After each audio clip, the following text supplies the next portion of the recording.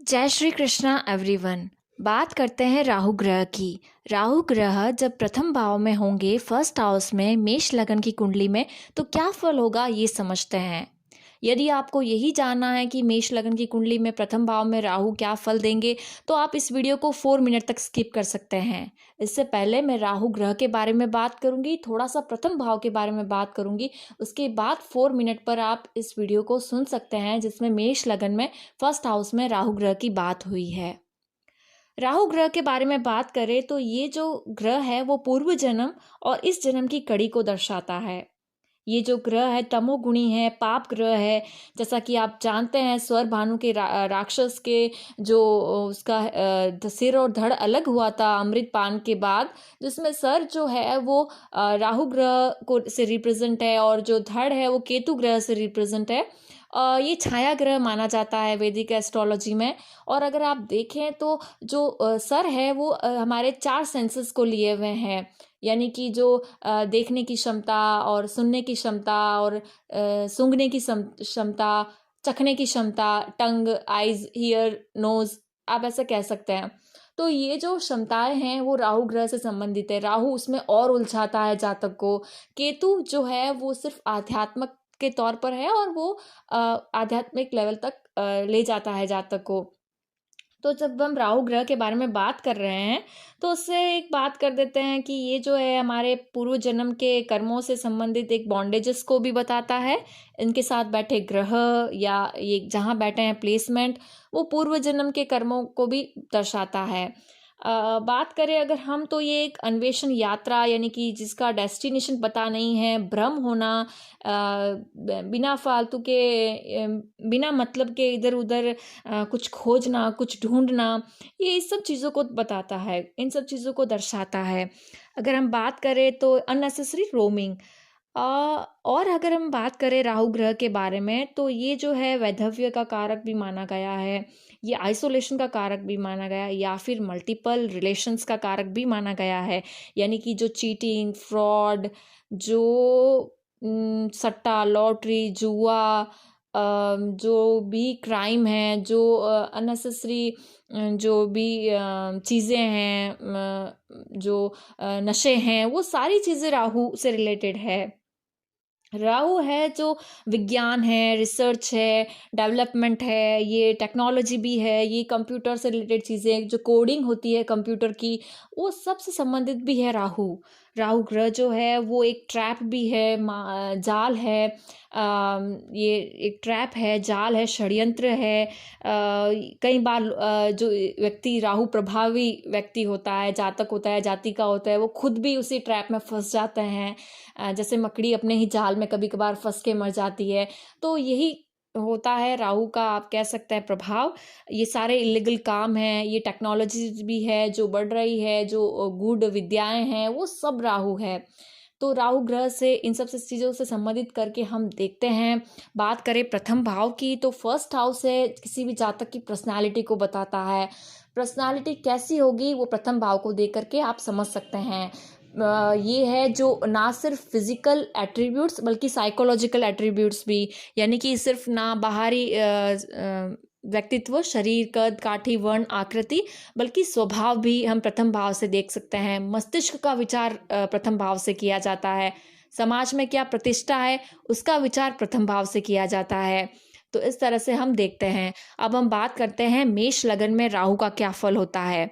देखिए, यदि आप मेष लगन में राहु ग्रह को पाएंगे यहाँ पर, तो आप समझ सकते हैं, चाहे आप जातक हो या जातिका, आप पूर्व जन्म में सबके लिए आपने बहुत कुछ किया था और आपने शायद जाते वक्त यही मांगा था प्रभु से, या फिर यही सोचा था कि मैंने अपने लिए नहीं जिया है, सेल्फ के लिए नहीं जिया है और मुझे अगले जन्म में अपने लिए जीना है।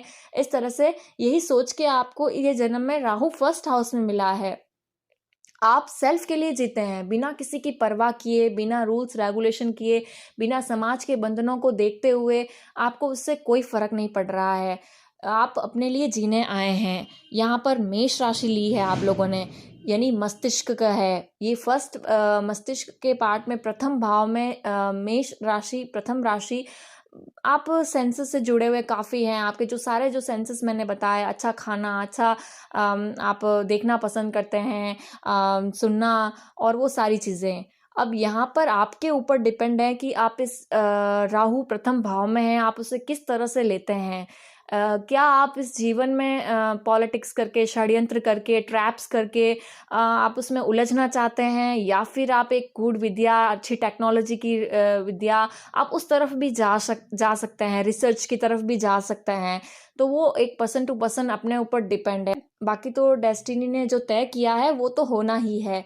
लेकिन प्रथम भाव में राहु यहाँ पर आपको ये सारी पर्सनैलिटीज़ प्रोवाइड कराता है। आप जन्म से ही ये सब चीज़ें लेकर आए हैं। जातक है या जातिका, आप पर डिपेंड है कि आप किस तरफ जाएँ। जो नेगेटिव पॉइंट्स है राहु के, उसे पकड़ें या पॉजिटिव पॉइंट्स को पकड़ें। जो मैंने इंट्रोडक्शन में ऑलरेडी नेगेटिव और पॉजिटिव पॉइंट्स के बारे में बता दिया है कि क्या है नेगेटिव पॉइंट्स और क्या है पॉजिटिव।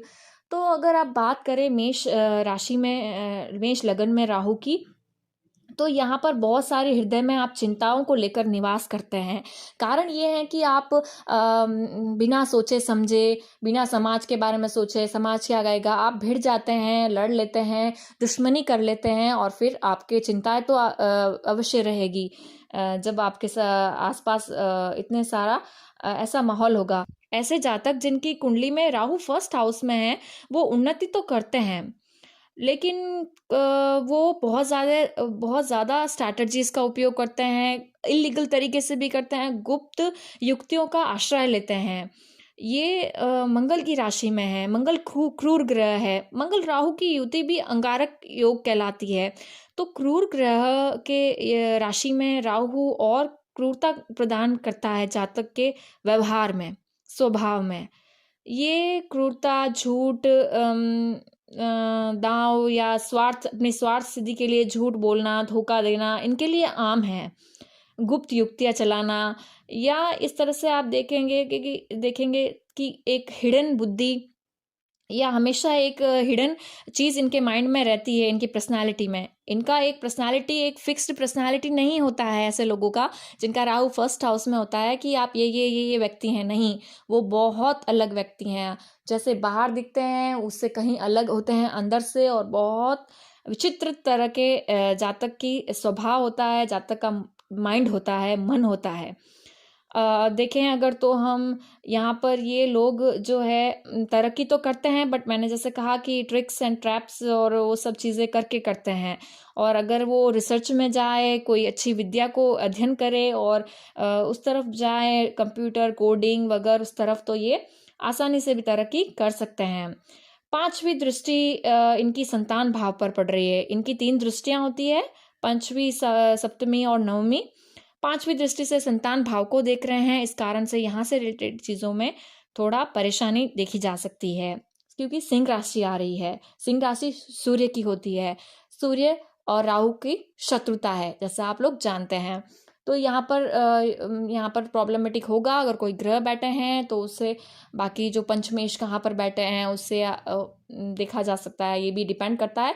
बाकी संतान संबंधी परेशानियां देखी जा सकती है। संतान होने के बाद भी उनके भी बिहेवियर से परेशानियां, या उनको आपसे प्रॉब्लम, ऐसे करके आप देख सकते हैं कोई ना कोई कॉन्फ्लिक्ट रह सकता है।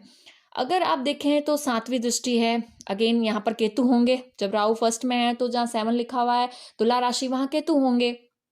केतु के बारे में फिर कभी अलग से चर्चा करेंगे, लेकिन फिर भी यहाँ पर आपका जो स्पाउस होते हैं, तो वो आपको आध्यात्मिक लेवल पर अगर वो हो, आध्यात्मिकता से जुड़े हुए हो, तो ज़रूर ये आप फेवरेबल होगा। इस तरह से अगर देखें तो यहाँ पर भी ओवरऑल एवरेज फल देखने को आप कह सकते हैं।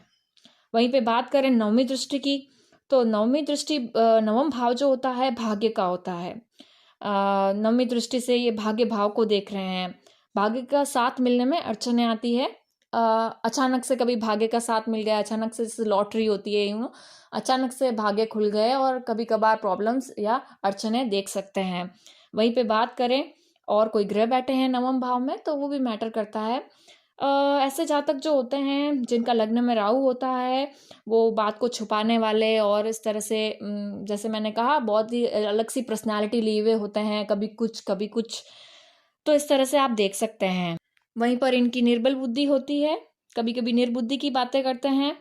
परिश्रम करने से भय करने वाले होते हैं, ज़्यादा परिश्रम करना नहीं चाहते हैं, चिड़चिड़े स्वभाव के, और मुख पर काले निशान होते हैं ऐसे जातकों के। वहीं पे बात करें तो इस तरह से नक्षत्रों की, तो यहाँ पर 3 नक्षत्र में आप देख सकते हैं इस राहु को।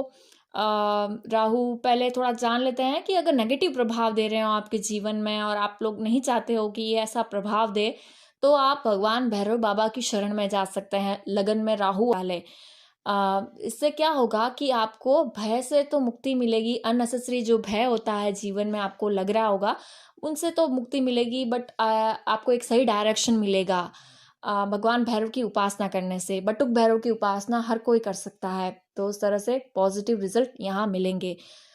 मंगल के घर में है, थोड़ा एग्रेशन पर ध्यान दें, थोड़ा एग्रेशन कम करें।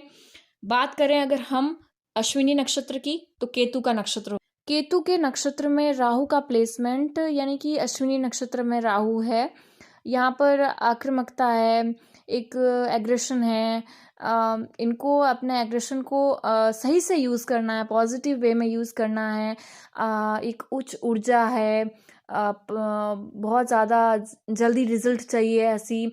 आप लोग कॉम्पिटिटिव हैं, बहुत ज़्यादा कंपटीशन करने में। आप खेल से जुड़ी हुई चीज़ों में सफलता पा सकते हैं, खेल से संबंधित क्षेत्र में और ऐसे क्विक रिजल्ट्स के लिए आतुरता रहती है। से शेयर मार्केट, और उसमें भी आप सफलता पा सकते हैं, ऐसे लोगों को देखा जाता है। अननेसेसरी लड़ाई झगड़े में, कॉन्फ्लिक्ट्स में या हिंसक झड़पों में इन्वॉल्व नहीं होना चाहिए, क्योंकि यहाँ पर फिर वो बहुत ज़्यादा नेगेटिव हो सकता है। अगर आप देखें तो यहाँ पर केतु का नक्षत्र हीलिंग प्रोवाइड करवाता है। हीलिंग के सेक्टर में हो सकते हैं, उपचार के सेक्टर में हो सकते हैं, जहाँ तक लोगों को कष्ट पीड़ाओं से दूर करते हैं, चाहे वो एक प्रोफेशनली हो या एक इम्प्रोफेशनली हो। उसके बाद में अगर मैं बात करूं भरणी नक्षत्र की, तो भरणी नक्षत्र शुक्र का होता है। शुक्र जो है, शुक्र राहु का कंजक्शन भी एक बहुत ज़्यादा विलासिता को दर्शाता है, लग्जरीज को दर्शाता है। तो यहाँ पर भरणी नक्षत्र में राहु होने से, शुक्र में होने से जातक की इच्छा और धन कमाने की, अपने आप को और ज़्यादा अमीर बनाने की होती है। लेकिन यहाँ पर मटेरियलिस्टिक लाइफ को बैलेंस करते हुए चलिए। ज़्यादा मटेरियलिस्टिक होने की इच्छा में कहीं आप अपना नाम ना खराब कर दें, अपनी जो व्यक्तित्व है उसका, समाज में जो स्टेटस है वो ना खराब कर दें। इसलिए स्पिरिचुअल ग्रोथ भी ज़रूरी है। स्पिरिचुअलिटी के साथ चलें, आध्यात्मिकता के साथ चलें, एक सही मार्गदर्शन अपने जीवन में ज़रूर लें, गुरु का या किसी का मार्गदर्शन के साथ चलें। उसके बाद भले आप कितने भी लग्जरियस की तरफ बढ़ें, पर सही तरीके से बढ़ें।